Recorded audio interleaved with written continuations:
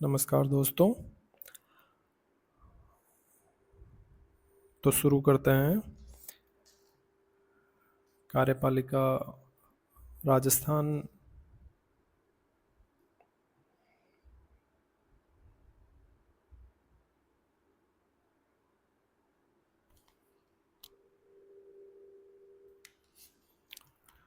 शुरू करते हैं राजस्थान की कार्यपालिका का पहला महत्वपूर्ण बिंदु, और वो है अपना राज्यपाल।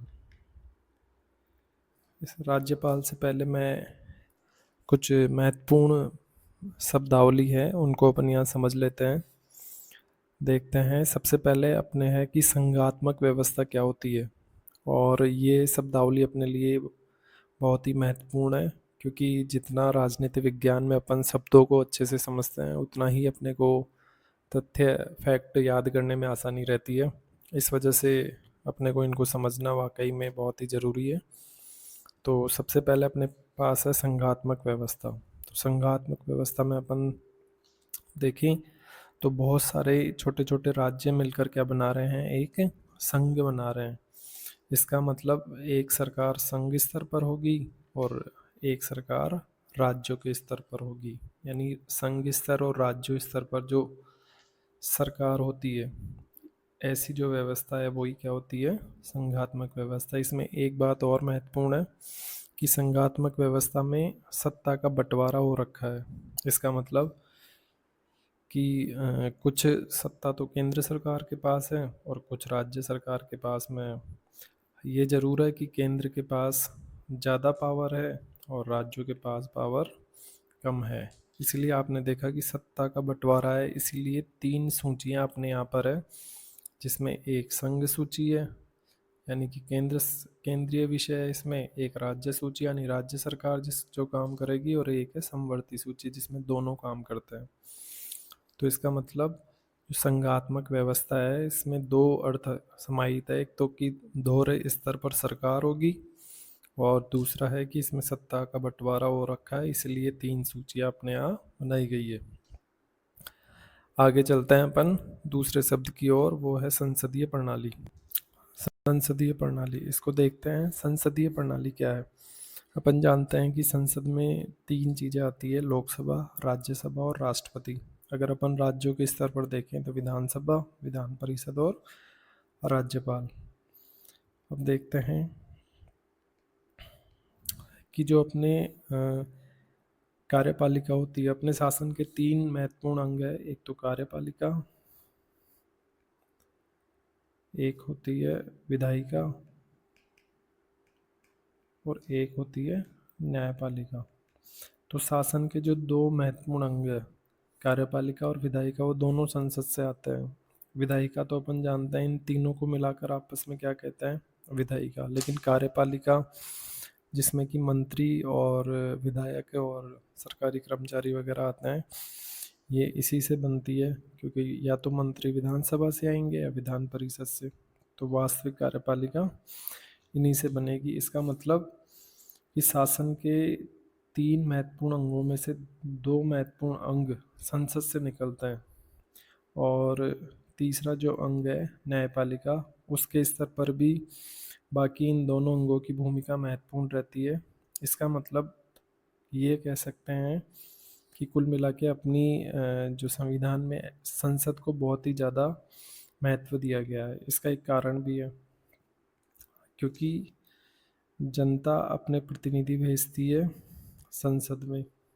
इसका मतलब जो भी काम कर रही है संसद, जो काम कर रही है, ये माना जाता है कि वो काम कौन कर रहा है, जनता। और संविधान में लिखा हुआ भी है कि हम भारत के लोग, यानी भारत के लोग ही सब कुछ करने वाले हैं। तो यहाँ संसद में जनता का अप्रत्यक्ष रूप से प्रतिनिधित्व है, इसीलिए इसको इतना पावरफुल बनाया गया है, संसद को। तो यहाँ पर आप मेरी बात समझे होंगे। आगे बढ़ते हैं। यहाँ एक शानदार चार्ट दिया गया है, चार्ट बनाया है जिससे कि आप आसानी से समझ सके कि अपने यहाँ पर आप जब संविधान को देखेंगे तो उसमें भी इसी तरीके से डिवाइड कर रखा है। चाहे आप भारतीय संविधान देखो या फिर राज्यों के जो यहाँ से संविधान चालू होते हैं, राज्यपाल और मुख्यमंत्री और इसके बाद में विधानमंडल। तो वहाँ पर भी इसी तरीके से डिवाइड किया गया है कि सबसे पहले कार्यपालिका दी हुई है, फिर विधायिका के अनुच्छेद है और फिर न्यायपालिका के अनुच्छेद है। तो अपन इसको यहाँ समझते हैं, ये बहुत ही शानदार है। और अगर अपन इसको समझेंगे तो अपने को काफ़ी आसानी रहेगी कि शासन और संविधान के 3 अंग है महत्वपूर्ण, और इनमें नियंत्रण और समन्वय से व्यवस्था चलती है। तो देखो, जो कार्यपालिका है उसमें सबसे टॉप पर कौन होता है? राज्यपाल, जिसे कि अपन ऐसे भी पढ़ते हैं कि नाम मात्र की कार्यपालिका है। फिर आते हैं सीएम साहब, फिर मंत्री, विधायक, अधिकारी, कर्मचारी। तो कार्यपालिका की जो पूरी हायरार्की है वो कुछ इस तरीके से होती है और अपने को ये पता होना चाहिए। उसके बाद में अपन देखते हैं विधायिका। विधायिका में भी सबसे टॉप पर राज्यपाल, फिर विधानसभा, विधान परिषद, फिर इनके सचिवालय, समितियां और अन्य। तो यहाँ पर आप देखो कि कार्यपालिका में भी सबसे टॉप पर कौन है? राज्यपाल। विधायिका में भी राज्यपाल। इसका मतलब अगर प्रोटोकॉल के तहत अपन देखें तो दोनों स्तर पर सबसे बड़ा कौन है? राज्यपाल। इसीलिए ज़्यादातर कार्यपालिका और विधायिका से जुड़े हुए जो काम हैं वो उन पर हस्ताक्षर करना या मुख्यतः बड़े बड़े काम कौन करता है? राज्यपाल। तीसरा महत्वपूर्ण अंग है न्यायपालिका।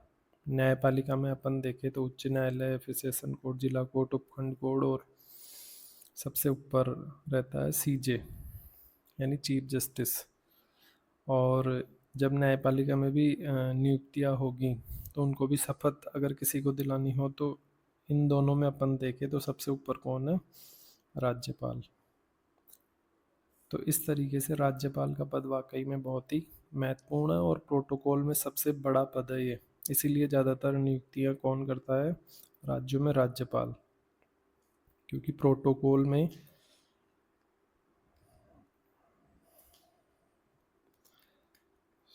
सबसे बड़ा कौन है? राज्यपाल। इसीलिए ज़्यादातर नियुक्तियां राज्यपाल के द्वारा की जाती है। ज़्यादातर आप विधायिका के काम देखोगे तो वहाँ पर भी अंतिम कड़ी जहाँ पर राज्यपाल के हस्ताक्षर होना और उसकी अनुमति लेना, ऐसे कार्य रहते हैं। तो ये जो चार्ट है ये इसीलिए यहाँ पर रखा है जिससे कि आप कार्यपालिका और विधायिका और न्यायपालिका को समझ सके। अब अपन अपने मुख्य टॉपिक की ओर आते हैं, राज्यपाल। इसमें देखो कि सबसे पहले राज्यपाल क्या होता है। तो राज्यपाल एक तो केंद्र सरकार का प्रतिनिधि होता है। केंद्र सरकार की ओर से इसकी नियुक्ति होती है। वैसे नियुक्ति राष्ट्रपति करता है, लेकिन अपन जानते हैं राष्ट्रपति के काम मंत्रिपरिषद की परामर्श से होते हैं, यानी कि केंद्र की जो सरकार है वो परामर्श देती है राष्ट्रपति को कि फलाने व्यक्ति को उस राज्य का राज्यपाल बना दो। दूसरा कि कार्यपालिका का प्रमुख है, अभी अपन ने देखा ही कार्यपालिका के चार्ट में सबसे ऊपर राज्यपाल था। विधानमंडल का अंग है, ये भी अपन ने अभी देखा, विधायिका का अंग है। और संविधान के भाग 6 में अनुच्छेद 153 से 162 तक है। तो अपन आगे बढ़ते हैं और सबसे पहले अनुच्छेद 153 देखते हैं। यहाँ अपन ने ज़्यादातर अनुच्छेद जो संविधान में दे रखे हैं उनको एज इट इज लिया है, और जो बहुत ही ज़्यादा बड़े हैं उनको थोड़ा छोटा किया है जिससे कि आप उस अनुच्छेद को समझ सकें।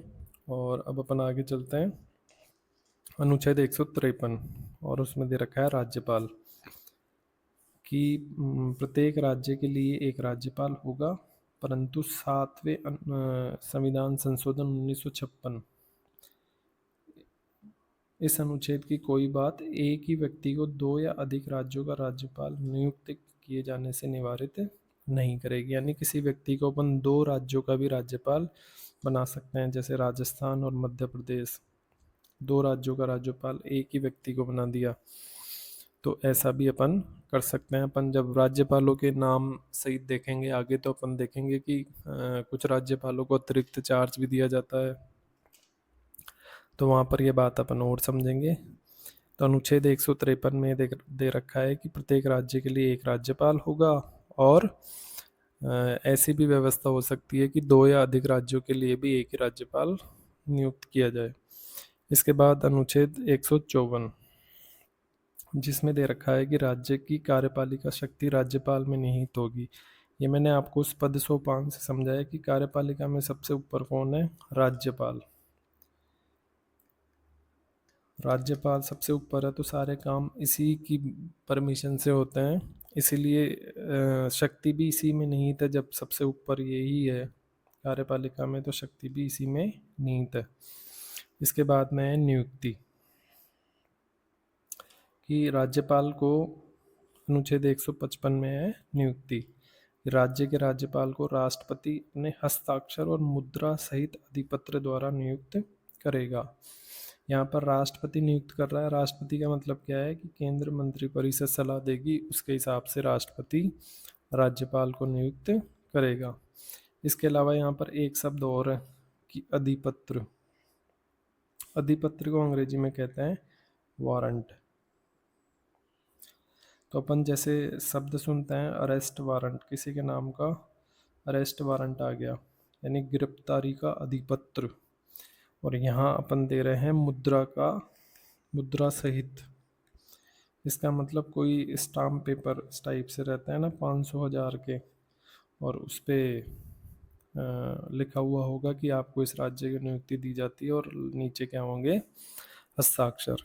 तो ये इस टाइप से कुछ होगा जो मुद्रा सहित अधिपत्र का मतलब है। आगे बढ़ते हैं, पदावधि। तो पहली लाइन है कि राष्ट्रपति के प्रसाद पर्यंत। प्रसाद पर्यंत है, यानी उसकी इच्छा पे है कि वो कब तक पद धारण करेगा, 1 साल, 2 साल, 3 साल। और आगे है राज्यपाल राष्ट्रपति को संबोधित अपने हस्ताक्षर सहित लेख द्वारा पद त्याग सकेगा। यानी राज्यपाल को अगर त्यागपत्र देना है तो किसको देगा? राष्ट्रपति को। क्योंकि अपन ने देखा कि राज्य में जो कार्यपालिका, विधायिका, न्यायपालिका में सबसे बड़ा अधिकारी वही है। तो अगर उसी को पद त्याग करना हो तो वो अपने से ऊपर, फिर अपने से ऊपर कौन है? राष्ट्रपति। यानी संघात्मक व्यवस्था में जो केंद्र सरकार में सबसे बड़ा पद है राष्ट्रपति, उसको अपना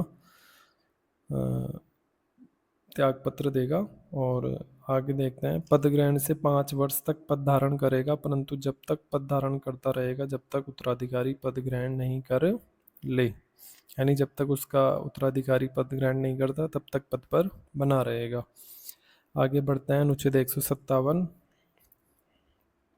कि भारत का नागरिक होना चाहिए। अहर्ताएं दे रखी है इसमें, और न्यूनतम आयु कितनी होनी चाहिए? 35 वर्ष। यहाँ पर कुछ महत्वपूर्ण बिंदु मेंशन किए हैं कि शैक्षणिक योग्यता का कोई जिक्र नहीं है, अधिकतम आयु के बारे में कुछ नहीं लिखा हुआ संविधान में, पुनर्नियुक्ति के बारे में भी कुछ नहीं लिखा हुआ। इसका मतलब राष्ट्रपति के प्रसाद पर्यंत लिखा हुआ था, इसका मतलब यही है कि अपन कितनी भी बार बना सकते हैं, राष्ट्रपति की मर्जी है, 2 बार, 3 बार। और कार्यकाल, कार्यकाल वैसे तो सामान्यतः 5 वर्ष है, लेकिन अनिश्चित है, क्योंकि शब्द क्या लिखा हुआ है? प्रसाद पर्यंत। अगर ऐसा आता है कहीं लिखा हुआ कि भारतीय संविधान में राष्ट्रपति का कार्यकाल 5 वर्ष लिखा हुआ है, तो अपने को उसको क्या करना है? गलत। क्योंकि संविधान में कहीं ये लिखा हुआ नहीं है कि 5 वर्ष है, संविधान में ये लिखा हुआ है कि प्रसाद पर्यंत। तो इस तरीके से शब्दों के साथ जो क्वेश्चन आते हैं, भारतीय संविधान में ये दिया है तो अपने को उसको ढंग से पढ़ना है, तभी अपना सवाल सही होगा। आगे अपन चलते हैं, शर्तें, कि जो राज्यपाल होगा उसके लिए क्या क्या कंडीशन होगी। और शर्तों में देखें, सबसे पहली शर्त है कि राज्यपाल संसद या राज्य विधानमंडल के किसी सदन का सदस्य नहीं है होगा, और यदि है तो जिस स्थिति को वो राज्यपाल बनेगा उस स्थिति से उसका पद खाली माना जाएगा। राज्य अन्य कोई लाभ का पद धारण नहीं करेगा, यानी कोई गवर्नमेंट कर्मचारी वगैरह या किसी सरकारी उपक्रम में अधिकारी कर्मचारी का पद धारण नहीं करेगा। इसके बाद में राज्यपाल बिना किराया दिए अपने शासकीय निवासों के उपयोग का हकदार होगा, और ऐसे उपलब्धियां विशेष अधिकारों का हकदार होगा जो संसद विधि द्वारा अवधारित करे। इसके बाद में कि 2 या अधिक राज्यों का राज्यपाल अगर कोई व्यक्ति है तो उसको वेतन भत्ते राष्ट्रपति आदेश द्वारा अवधारित करेगा। ये बहुत ही इंपॉर्टेंट है कि कोई व्यक्ति अगर 2 या अधिक राज्यों का राज्यपाल है तो उसको किस तरीके से सैलरी मिलेगी, कौन सा राज्य कितना देगा, किस अनुपात में देगा, ये कौन निर्धारित करेगा? राष्ट्रपति। फिर राज्यपाल की उपलब्धियां और भत्ते उसकी पदावधि के दौरान कम नहीं किए जाएंगे। यहाँ तक अपन बात समझ गए। अब आगे चलते हैं शपथ। कि राज्य अपन ने कार्यपालिका, विधायिका और न्यायपालिका का जो चार्ट देखा तो इन दोनों में तो ऊपर राज्यपाल ही हैं और न्यायपालिका में सबसे ऊपर कौन है? सीजे, चीफ जस्टिस। तो इसको शपथ या तो ये दिला सकता है या फिर केंद्र सरकार से अगर कोई दिलाता तो फिर कौन दिलाता? या तो राष्ट्रपति या फिर वहाँ का सीजे या वरिष्ठ न्यायाधीश। लेकिन राज्य के स्तर पर ये काम कौन कर सकता है? चीफ जस्टिस, क्योंकि वो भी लगभग इसके समकक्ष है। लगभग, वैसे सबसे ऊपर तो राज्य में प्रोटोकॉल में कौन बड़ा है? राज्यपाल। तो राज्यपाल को शपथ हाई कोर्ट के मुख्य न्यायाधीश और उनकी अनुपस्थिति में ज्येष्ठतम यानी सीनियर मोस्ट द्वारा शपथ दिलाई जाती है। और शपथ का प्रारूप कुछ इस तरीके से है कि मैं अमूक ईश्वर की शपथ लेता हूँ, या तो ये बोले, या फिर सत्यनिष्ठा से प्रतिज्ञान करता हूँ कि मैं श्रद्धापूर्वक राज्य का नाम के राज्यपाल के पद का कार्यपालन करूँगा, अपनी पूरी योग्यता से संविधान और विधि का परिरक्षण, संरक्षण और प्रतिरक्षण करूँगा। ये तीनों शब्द अपने को एज इट इज़ याद रखने हैं, परीक्षाओं में आते हैं। सबसे पहले है परिरक्षण, संरक्षण और प्रतिरक्षण करूँगा और जनता की सेवा में निरत रहूँगा। यहाँ पर एक फैक्ट है कि इसकी सैलरी कितनी है? 3,50,000, जो भी कर मुक्त, बिना टैक्स के। आगे बढ़ते हैं अपन। आकस्मिकता में प्रावधान कि राष्ट्रपति ऐसी आकस्मिकता जो संविधान में या इन अनुच्छेदों में नहीं आई है, उसके लिए कानून या नियम कौन बनाएगा? राष्ट्रपति। राज्यपाल के कार्यों के बारे में यदि इन संविधान के जो बंद है 153 से 162 में कोई बात रह गई है तो उसके लिए नियम कौन बनाएगा? राष्ट्रपति। आगे बढ़ते हैं 161। क्षमा करने की शक्ति। किसी राज्य के राज्यपाल को उस विषय संबंधी जिस पर उस राज्य की कार्यपालिका शक्ति का विस्तार है। राज्य की कार्यपालिका शक्ति का विस्तार किस पे होता है? राज्य सूची और समवर्ती सूची है। किसी विधि के विरुद्ध किसी अपराध के लिए सिद्ध दोष ठहराए व्यक्ति के दंड को क्षमा, उसका प्रविलंबन, विराम या परिहार करने की अथवा दंडादेश के निलंबन, परिहार या लघुकरण की शक्ति होगी। अपन इसको सीधा सा यहाँ से समझ सकते हैं कि कोई दंड का आदेश दे दिया तो उसको निलंबन, सस्पेंड यानी आगे की ओर बढ़ा देना, परिहार या लघुकरण या उसको कम कर देना, ऐसी शक्ति किसमें होगी? राज्यपाल में। लेकिन कौन से विषय पर? जहाँ पर कार्यपालिका शक्ति का विस्तार है, यानी जो राज्य सूची या समवर्ती सूची के विषय हैं, जो संघ सूची के विषय से संबंधित है। जैसे कोई मार्शल लॉ है, उसके तहत किसी को सजा हो गई, या किसी ने देश की एकता अखंडता को नुकसान पहुंचाया है और उसके तहत उसको सजा हुई है, और जो संघ सूची के विषय में आता है तो वहाँ पर राज्यपाल कुछ भी नहीं कर सकता है। लेकिन अगर राज्य सूची या समवर्ती सूची से संबंधित विषय है तो वहाँ वो दंडादेश को निलंबित कर सकता है, उसको कम कर सकता है। लेकिन यहाँ पर कहीं भी ये नहीं लिखा हुआ कि वो मृत्यु दंड को भी माफ कर सकेगा, ये कहीं भी लिखा हुआ नहीं है, ये अपने को ध्यान रखना है। इसके आगे चलते हैं। कार्यपालिका शक्ति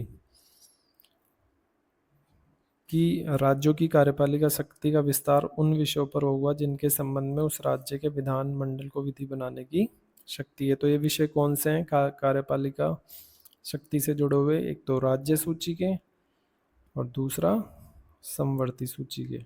ये बात 2-3 बार आ गई है तो अपने ये बात समझ में आ चुकी है। और तीसरी एक सूची कौन सी होती है? संघ, जिसपे कि राज्यों का नियंत्रण नहीं है, यानी राज्य उस पर कानून नहीं बना सकते। आगे बढ़ते हैं मंत्रिपरिषद। वैसे राज्यपाल के जो मेन अनुच्छेद थे वो यहाँ हो गए, लेकिन ये भी राज्यपाल से ही जुड़े हुए हैं, तो इनको भी अपन यहीं देख लेते हैं कि राज्यपाल को अपने कृत्यों का प्रयोग करने में सहायता और सलाह, ये शब्द भी याद रखना है, ये भी परीक्षाओं में आया है एज इट इज। क्या लिखा हुआ है 163 में, देने के लिए एक मंत्री परिषद होगी जिसका प्रधान मुख्यमंत्री होगा। राज्यपाल द्वारा की गई किसी भी बात की विधि मान्यता इस आधार पर प्रसंगत नहीं की जाएगी उसने अपने विवेक अनुसार कार्य किया या नहीं। नेक्स्ट है कि किसी भी न्यायालय में ये जांच नहीं की जाएगी कि मंत्रियों ने क्या सलाह दी और क्यों दी, तो न्यायालय में इस तरीके की जांच नहीं की जाएगी। आगे बढ़ते हैं। ये एक वाद है कि अनुच्छेद 161 के तहत अधीन की गई दया याचिका में अगर विलंब होता है तो ये अनुच्छेद 21 का उल्लंघन है। और ये किस वाद में निर्णय आया? बीसी हरण बनाम यूनियन ऑफ इंडिया 2014। क्योंकि किसी व्यक्ति को मान लो सजा उसकी कम करनी है, उसने दया याचिका लगाई है और उसकी सजा थी 5 साल की, और वो फाइल राज्यपाल के पास 7 साल से पेंडिंग चल रही है। तो 7 साल तो उसके ये खराब हो गए, फिर जब दया याचिका का निस्तारण होगा और फिर उसको सजा दी जाएगी तो उसका तो ज़्यादा टाइम खराब हुआ, यानी उसकी जीवन की गरिमा को हानि हुई। इसीलिए अगर दया याचिका के निस्तारण में विलंब होता है तो अनुच्छेद 21 के विरुद्ध माना जाता है। अनुच्छेद 164, मंत्रिपरिषद। सीएम की नियुक्ति राज्यपाल करेगा, अन्य मंत्रियों की नियुक्ति राज्यपाल सीएम की सलाह पर करेगा तथा मंत्री राज्यपाल के प्रसाद पर्यंत पद धारण करेंगे। आगे देखते हैं। परंतु छत्तीसगढ़, झारखंड, एमपी और उड़ीसा में जनजातियों के कल्याण का भार साधक एक मंत्री होगा। ये अपने को याद रखना है, ये सवाल आ रहा है परीक्षा में। इसके लिए अपन एक ट्रिक भी याद रख सकते हैं, GJOMC, यानी कि इसमें चारों शब्द आ गए। सी यानी छत्तीसगढ़, एमपी मध्य प्रदेश, उड़ीसा और झारखंड। आगे चलता है कि किसी राज्य में मंत्रिपरिषद में विधानसभा के सदस्यों की संख्या 15%, यानी विधानसभा में जितने भी सदस्य हैं उसके 15% मंत्री होंगे, उससे अधिक नहीं होगी। और कम से कम कितनी होगी? 12। यहाँ पर एक बहुत ही महत्वपूर्ण और अच्छा फैक्ट है, और ये आने वाली परीक्षाओं में ये आ सकता है ऐसा मुझे लगता है, और इसीलिए मैंने ये मेंशन किया है कि जहाँ संख्या 15% से अधिक है, अगर मंत्रियों की संख्या किसी राज्य में 15% से अधिक है तो वहाँ ऐसी तारीख से जो राष्ट्रपति ने लोक अधिसूचना द्वारा नियत की है उससे 6 महीने के भीतर मंत्रियों की संख्या 15% विधानसभा की इसके अंतर्गत लाई जाएगी। तो ये पूछ सकता है कि कितना टाइम, तो कितना टाइम है? 6 माह। कब से? लोक अधिसूचना, जब राष्ट्रपति लोक अधिसूचना निकालेगा कि आपके राज्य में संख्या इतनी ज़्यादा है तो आप इसको संविधान के उपबंधों के अंतर्गत लाइए। तो ये वास्तव में ऐसा सवाल आ सकता है, और आजकल ऐसे ही सवाल आ रहे हैं। अब अपना आगे बढ़ते हैं कि मंत्रिपरिषद सामूहिक रूप से विधानसभा के प्रति उत्तरदायी होती है, क्योंकि मंत्रिपरिषद निकलती विधानसभा से, ज़्यादातर मंत्री विधानसभा के ही होते हैं। इसके आगे, किसी मंत्री द्वारा अपना पद ग्रहण करने से पहले राज्यपाल तीसरी अनुसूची में इस प्रयोजन के लिए दिए गए प्रारूपों के अनुसार उसको पद और गोपनीयता की शपथ दिलाएगा, यानी एक तो पद की और दूसरी गोपनीयता की। आगे चलते हैं। कोई मंत्री जो 6 मास की किसी अवधि तक राज्य के विधानमंडल का सदस्य नहीं है, उस अवधि की समाप्ति पर वो मंत्री नहीं रहेगा, ये भी अपन जानते हैं। और आगे देखते हैं। मंत्रियों के वेतन भत्ते ऐसे होंगे जो उस राज्य का विधानमंडल विधि द्वारा अवधारित करें, और अगर जब तक विधानमंडल नहीं अवधारित करता है तब तक दूसरी अनुसूची में दिए हुए हैं उसके अनुसार वेतन भत्ते होंगे। तो यहाँ तक आप बात समझें। आगे अपन चलते हैं महाधिवक्ता अनुच्छेद 165। महाधिवक्ता राज्य सरकार का सबसे बड़ा सर्वोच्च विधि सलाहकार होता है और इस सरकार को कानून संबंधी विषयों में सलाह देता है। उसके अलावा सरकार के ऊपर कोई केस हो तो वो यही देखता है। राज्यपाल हाई कोर्ट का न्यायाधीश नियुक्त होने के लिए रहित किसी व्यक्ति को राज्य का महाधिवक्ता नियुक्त करेगा। महाधिवक्ता राज्यपाल द्वारा निर्देशित और संविधान प्रदत्त कार्य करेगा।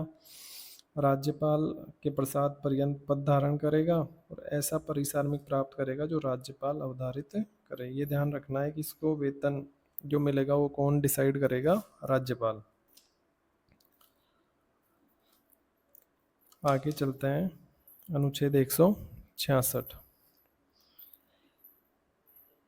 किसी राज्य की सरकार की समस्त कार्यपालिका कार्रवाई राज्यपाल के नाम से की हुई कही जाएगी, क्योंकि राज्यपाल कार्यपालिका में अपन ने देखा कि सबसे बड़ा अधिकारी कौन है? राज्यपाल। इसीलिए कार्यपालिका के काम किसके माने जाएंगे? राज्यपाल के, कि राज्यपाल के नाम से किए हुए कहे जाएंगे। आगे आगे देखते हैं। अधिप्रमाणित आदेश या लिखत इस आधार पर प्रसंगत नहीं किया जाएगा कि राज्यपाल द्वारा वो निष्पादित है या नहीं। कि मान लो किसी आदेश पर राज्यपाल का साइन नहीं है और अपन ऐसे कहें कि नहीं नहीं ये सही नहीं है, इस पे तो मुख्यमंत्री का साइन है या मंत्री का साइन है, तो ऐसा नहीं होगा कि हर जगह राज्यपाल का साइन हो और उसी को अपन ये माने कि ये कार्यपालिका से संबंधित आदेश या निर्देश है। इसके आगे देखते हैं। राज्यपाल अपने विवेकानुसार किए जाने वाले कार्यों के अतिरिक्त कार्य हेतु मंत्रियों में कार्य आवंटन के नियम बनाएगा। ये मंत्रियों के बीच में कार्य आवंटन के नियम बनाता है राज्यपाल। इसको अपन देखेंगे। इसकी एक लिस्ट आपके सामने रखेंगे जिससे आपको ये बात ज़्यादा बेहतर समझ में आएगी। आगे देखते हैं। अनुच्छेद 167। प्रत्येक राज्य के सीएम का कर्तव्य होगा कि वो राज्य के कार्यों के प्रशासन संबंधी, यहाँ दो शब्द, प्रशासन संबंधी और विधान विषयक संबंधी मंत्रियों के विनिश्चय की जानकारी राज्यपाल को दे। यानी सीएम साहब का ये कर्तव्य, ये शब्द ध्यान रखना है, ये अभी हाल ही में परीक्षा में आया था कि कर्तव्य है, जिम्मेदारी है, या कौन सा शब्द लिखा हुआ है यहाँ पे अनुच्छेद 167 में। तो आजकल जो संविधान में डायरेक्ट शब्द लिखे हुए हैं वो ही ज़्यादा पूछे जा रहे हैं कि वहाँ क्या लिखा हुआ है, तो यहाँ पर अपने को ध्यान रखना है कर्तव्य शब्द है। और आगे बढ़ता है। दूसरा है कि अगर किसी विषय को जिस पर मंत्री ने विचार कर लिया लेकिन मंत्री परिषद ने अभी उस पर कोई विचार नहीं किया, तो राज्यपाल द्वारा अपेक्षा किए जाने पर वह विचार मंत्री परिषद के समक्ष रखा जाएगा। तो यहाँ पर आप ये बात समझ गए होंगे कि कोई मंत्री ने तो फाइनल कर लिया लेकिन अभी मंत्री परिषद में उसमें निर्णय ही नहीं हुआ, तो फिर राज्यपाल उसको कहेगा भाई इसको कहाँ लेकर आओ मंत्री परिषद में और इस पे विचार करो, अगर ये कानून बनने लायक है तो फिर इसे आगे विधायिका में रखो। आगे देखते हैं अपन कार्यपालिका। ये एक बार वापस ये चार्ट दिया गया है जिससे कि आप कार्यपालिका को ज़्यादा बेहतर तरीके से समझें, और ये चार्ट इसीलिए डाले हैं जिससे आप इनके वास्तविक अर्थ को समझ सकें। और अगर एक बार समझ में आ जाता है तो अपन जानते हैं कि वो लॉन्ग लाइफ दिमाग में बना रहता है। कार्यपालिका में सबसे ऊपर राज्यपाल, फिर सीएम साहब, फिर मंत्री, विधायक, अधिकारी, लोभी, कर्मचारीगण, सहायक स्टाफ। तो ये कार्यपालिका का एक पद सोपान है, अपने दिमाग में ये रहना चाहिए जब भी कार्यपालिका शब्द आए। आगे अपन बढ़ते हैं। विधानमंडल। विधानमंडल में सबसे ऊपर राज्यपाल, विधानसभा, विधान परिषद, फिर समितियां होती हैं, इनके सचिवालय होते हैं। तो ये विधानमंडल या विधायिका का एक चार्ट है, अपने दिमाग में बना रहना चाहिए ये कि विधायिका का मतलब क्या है। विधायिका में भी सबसे टॉप पर कौन है? राज्यपाल। आगे बढ़ते हैं अपन।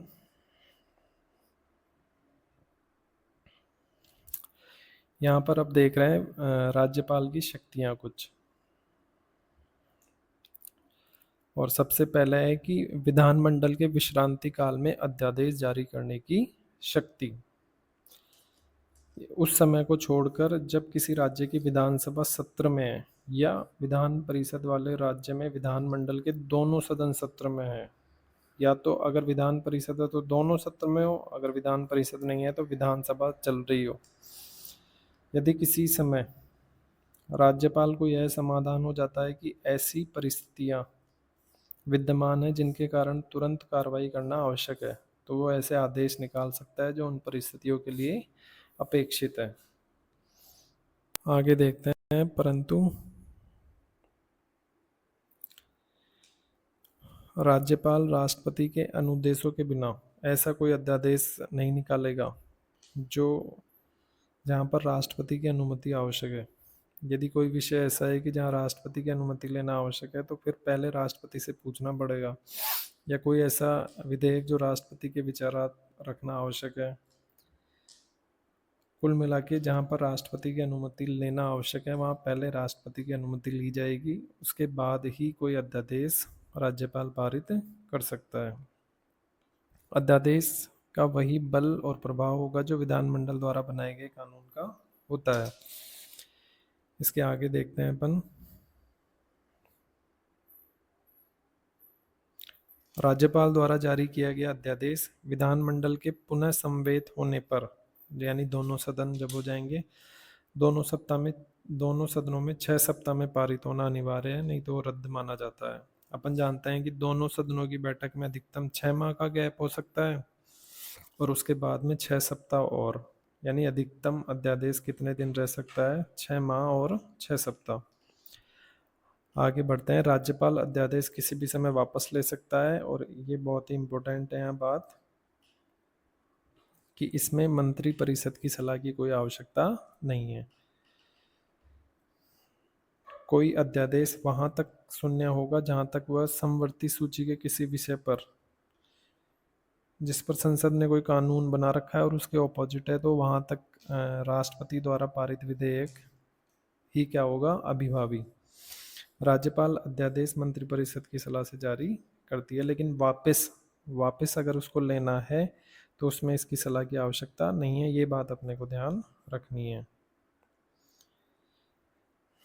अब यहाँ पर देखो, एक ये टॉपिक है जो ज़्यादातर कोचिंग वाले या बड़े बड़े टीचर इसको पढ़ाते हैं। मैं इसको यहाँ पर नहीं पढ़ाना चाह रहा, क्योंकि कार्यपालिका शक्ति तो अपन ने देख ही रहे हैं कि जैसे ये कार्यपालिका में किस किस को नियुक्त करता है, क्या क्या इनके काम करता है। उसके अलावा विधायिका में इसके क्या क्या काम है, ये अपन जब विधायिका पढ़ेंगे इससे आगे तो वहाँ अपने आप ही आ जाएगा, क्योंकि राज्यकाल प्रोटोकॉल में सबसे बड़ा है और सारे काम इसी के द्वारा होने हैं। न्यायपालिका में इससे क्या क्या काम है तो अपन जब न्यायपालिका पढ़ेंगे तो वहाँ ये आ जाएंगे। तो ज़्यादातर जो इसके काम है वो प्रोटोकॉल के तहत ये सबसे बड़ा अधिकारी है राज्य में, इस वजह से हैं, न कि इसकी वो शक्तियाँ हैं। तो अपन इनको वहीं पर देखेंगे जिससे कि अपने ज़्यादा आसानी से राज्यपाल समझ में आए। जो अपने अनुच्छेद दे रखे हैं इनमें भी ये शक्तियाँ यहाँ पर साथ में नहीं दी गई है। विधायिका की न्यायिक शक्ति है, ये विधायिका के साथ और न्यायपालिका के साथ ही है, और अपन जब इनको ऐसे पढ़ते हैं तो अपने को ज़्यादा बेहतर समझ में आता है। फिर एक है स्वविवेकी, इनको अपन अभी देख लेते हैं, और लास्ट में है अन्य बातें। अन्य बातें जैसे आरपीएससी, मानव अधिकार आयोग, सूचना आयोग, इनसे संबंधित फैक्ट, तो ये जब अपन आयोग पढ़ेंगे तो वहीं पर आ जाएगा। ये वाली शक्ति अपन अभी देख लेते हैं एक। ठीक है, तो ये बात आप समझे होंगे, और ये इस तरीके से आप पढ़ोगे तो निश्चित ही आपको ज़्यादा बेहतर समझ में आएगा। तो अब अपन देख रहे हैं राज्यपाल की विवेक अधीन शक्तियाँ। पहली है जो संविधान में व्यक्त रूप में है। देखो, अनुच्छेद 200 के तहत राज्यपाल विधानमंडल द्वारा पारित विधेयक को पुनर्विचार के लिए भेज सकता है। विधानमंडल ने पारित किया विधेयक तो उसे वो वापस भेज सकता है, भाई इसको वापस विचार करो, और यदि चाहे तो उसे राष्ट्रपति के पास भेज सकता है। ये उसका खुद का विवेकाधिकार है। अनुच्छेद 356 के तहत वह केंद्र को सिफारिश कर सकता है कि राज्य का शासन संविधान के तहत नहीं चल रहा तो क्या लगा दो राष्ट्रपति शासन। ये भी उसका खुद का अधिकार है, इसमें मंत्रिपरिषद की कोई भूमिका नहीं है। अनुच्छेद 167 के तहत मुख्यमंत्री से वो जानकारी प्राप्त कर सकता है। अभी आया था विधान विषयक संबंधी, और वहाँ पर एक शब्द था जो अपने को ध्यान रखना था कि सीएम का क्या है ये कर्तव्य, कि वो राज्यपाल को जानकारी देगा। इसके बाद अगर कोई भी पार्टी सरकार बनाने की स्थिति में न हो तो विधानसभा का विघटन कर सकता है। आगे बढ़ते हैं। संविधान में अव्यक्त रूप में जो इसकी शक्तियाँ विद्यमान है, और देखते हैं कि अगर किसी को चुनाव में बहुमत ना मिले तो किसी व्यक्ति को आमंत्रित कर सकता है सरकार बनाने हेतु। ये संविधान में व्यक्त नहीं है, ये यानी छिपी हुई है, लेकिन उसका विवेक अधिकार है ये। आगे देखते हैं। अगर कार्यकाल में सीएम साहब की मृत्यु हो जाए और कोई भी उत्तराधिकारी ना हो तो राज्यपाल ही सीएम अपने विवेक से नियुक्त कर सकता है, यानी बहुमत प्राप्त अगर किसी को है तो वो अपने विवेक से सीएम साहब भी नियुक्त कर सकता है। विश्वास और अविश्वास प्रस्ताव के संबंध में, जैसे उसको लग रहा है कि जो सरकार है वो अपना विश्वास खो चुकी है, तो वो विश्वास प्रस्ताव अपना विश्वास प्रस्ताव या सरकार का बहुमत दिखाने के लिए सदन में कह सकता है।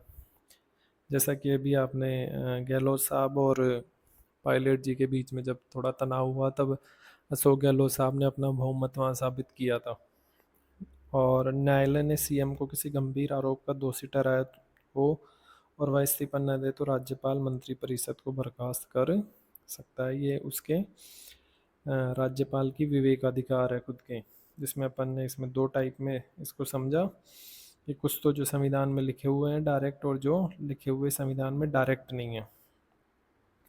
आगे बढ़ते हैं अपन।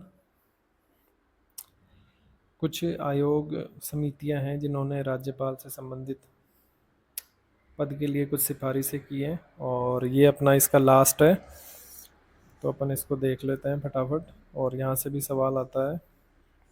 सबसे पहले है प्रथम प्रशासनिक सुधार आयोग, ये 1966 में बना, 59 में रिपोर्ट दी, और अध्यक्ष इसके मोरारजी देसाई हैं। तो इसमें अपने को ध्यान रखना है कि राज्यपाल के लिए मार्गदर्शक सिद्धांत होने चाहिए फिक्स, ऐसा इन्होंने कहा, और एक व्यक्ति एक ही बार राज्यपाल बनेगा। इसके बाद में दूसरी समिति है राज मन्नार, जैसे नाम से लग रहा है मन्नार साउथ का कोई व्यक्ति हो।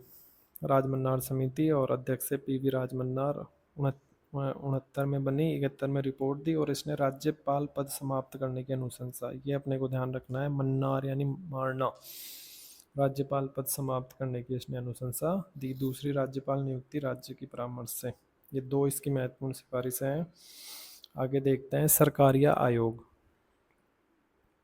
रणजीत सिंह सरकारिया इसके अध्यक्ष है, 83 में बनी, 88 में रिपोर्ट दी, और राज्यपाल राज्य से बाहर का व्यक्ति हो, एक तो ये भी इसकी अच्छी परामर्श है, राज्य सरकार की परामर्श से नियुक्ति हो, सत्तारूढ़ पार्टी का सदस्य न हो, 5 वर्ष से पूर्व राजनीतिक कारण से नहीं हटा जाए, राज्यपाल राष्ट्रपति विधेयक 4 माह में।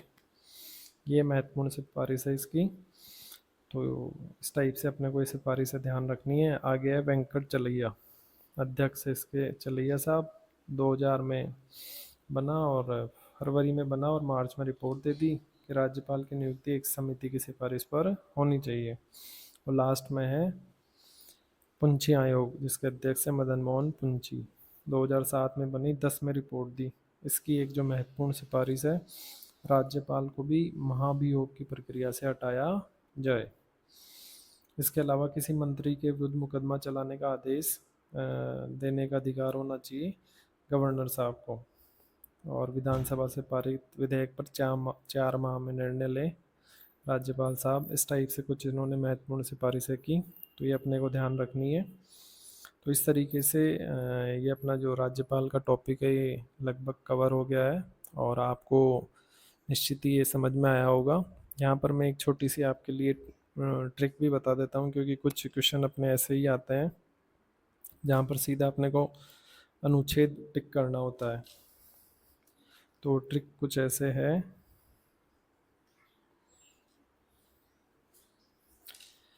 कि राज्यपाल साहब गीत गा रहे हैं, भाई राज्यों अच्छा काम करो। फिर भाई क्यों गा रहे हैं? कोऑपरेशन के लिए, केंद्र सरकार से समन्वय रखो और अच्छा काम करो। तो इसमें देखो, जी से हो जाएगा गवर्नर, अनुच्छेद 153। ई से हो गया एग्जीक्यूटिव पावर,